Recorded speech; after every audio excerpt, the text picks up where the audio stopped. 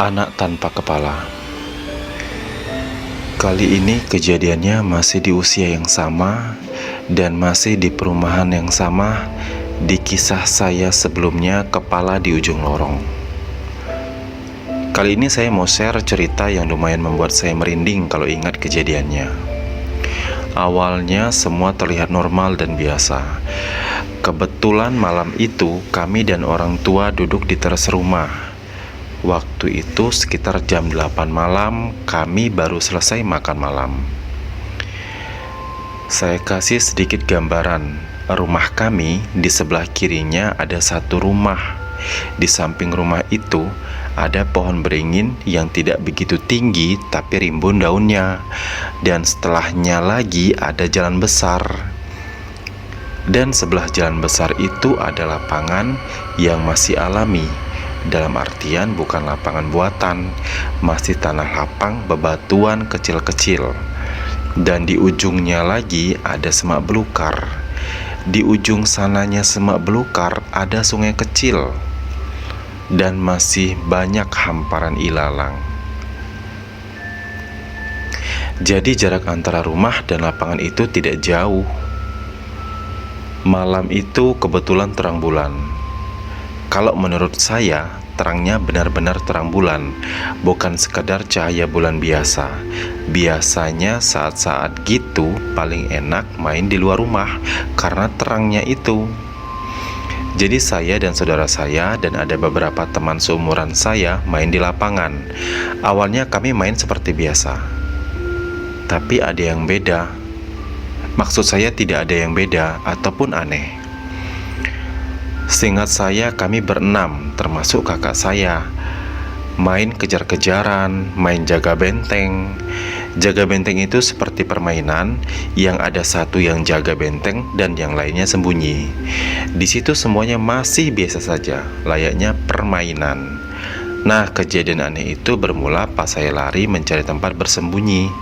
Saya ingat betul, saya lari ke arah semak-semak. Disitulah kejadian janggalnya.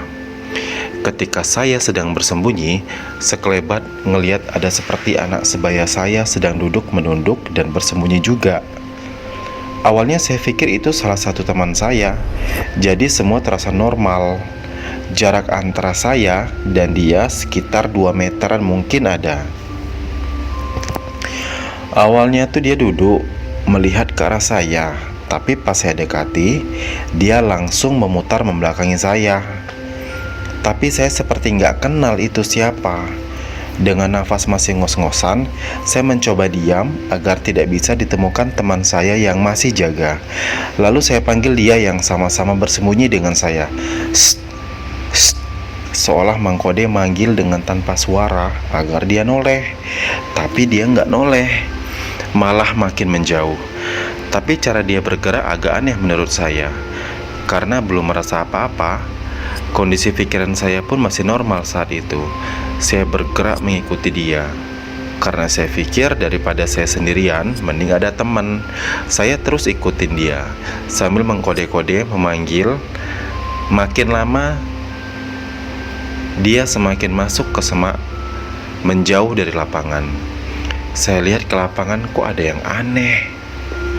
Jumlah teman saya ada 5, termasuk saya 1, jadi 6. Jadi siapa yang saya ikuti ini? Karena penasaran, saya panggil dengan suara agak keras. Dan dia berhenti dengan posisi masih membelakangi saya. Terus dia ulurkan tangannya ke belakang dan memanggil, seolah nyuruh saya untuk terus mengikuti dia.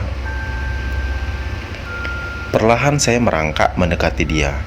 Disitulah saya bisa lihat cara dia bergerak bukan dengan merangkak seperti saya, tapi dia seolah bergeser dengan posisi diam, hanya jari kakinya yang bergerak mengangkat tubuhnya.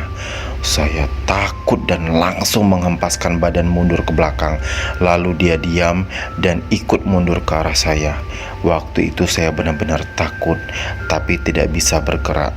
Seolah leher saya ditekan agar tidak bisa bersuara, dan kaki saya lemas, tidak bisa berdiri.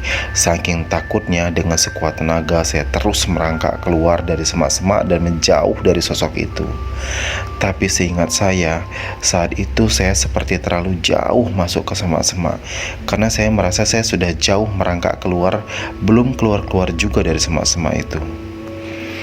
Saya lihat ke belakang, anak tadi masih ada dan duduk diam membelakangi saya. Saya semakin takut dan berusaha berdiri. Masih tidak bisa karena kaki saya masih lemas. Saya kembali melihat ke belakang memastikan ternyata sosok tadi sudah tidak ada. Saya sedikit lega dan terus berusaha keluar dari sana. Dan akhirnya saya bisa keluar dari semak-semak itu. Saya terduduk lemas dan melihat teman-teman yang lain sudah berjalan ke arah rumah masing-masing, seolah tidak menghiraukan saya yang masih bersembunyi. Saya mencoba memanggil mereka, tapi nggak bisa karena nafas saya masih ngos-ngosan. Saya mencoba berdiri dengan menolak tubuh ke arah samping. Saya kaget bukan main ketika melihat sosok tadi sudah ada duduk sejajar dengan saya, masih dengan posisi yang sama, seolah menunduk dan membelakangi saya. Tapi anehnya, lututnya menekuk ke arah saya. Pas saya berdiri, saya baru sadar ketika dia memanjangkan badannya seolah ikut gerakan saya berdiri. Anak itu tidak ada kepalanya. Saya nangis ketakutan sambil berlari pulang. Mau teriak masih tidak bisa. Suara saya seperti hilang. Entah karena nafas masih ngos-ngosan atau sebab lain.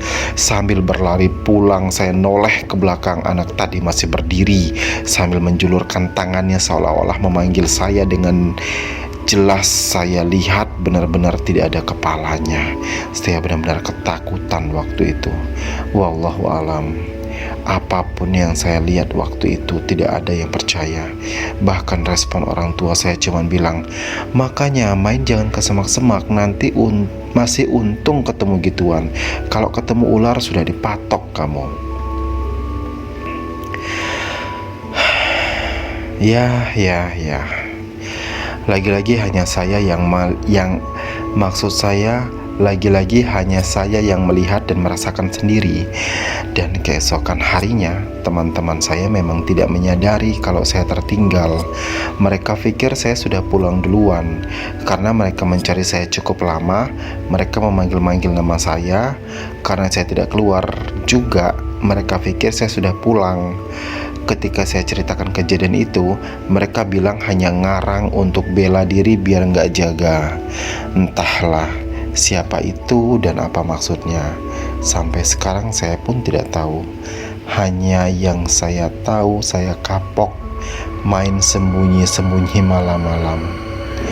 Oke, cerita ini saya share untuk sekedar berbagi pengalaman ya guys. Terima kasih.